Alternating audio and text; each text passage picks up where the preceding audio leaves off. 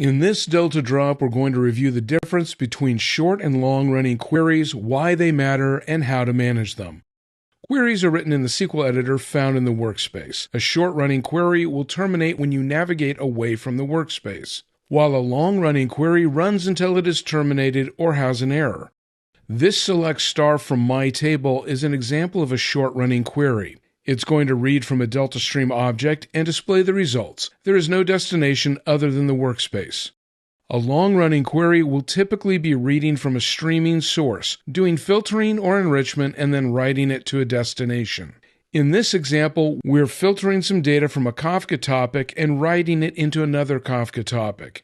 In this case, we have rather large names that are conforming to a pattern, but they can be named however you wish. After navigating to the Queries section of the dashboard, we see three organizational tabs that contain currently running or starting queries, errored queries, and terminated queries. The list can be sorted by clicking on a column header or filtered using the search box. This is where you can also stop or delete a currently running query. By clicking on a query on any of the tabs, we can see additional details. The query metrics that are initially displayed under the Information tab can be modified from number of records to bytes or query lag metrics by using the combo box here. Scrolling down, we see additional details including the full query text, source and destination of the data, run state, etc.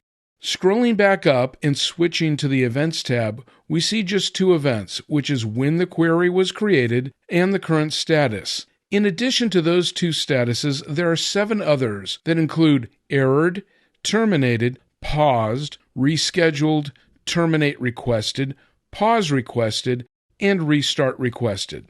This list can be further filtered for a time range by selecting an option from this combo box.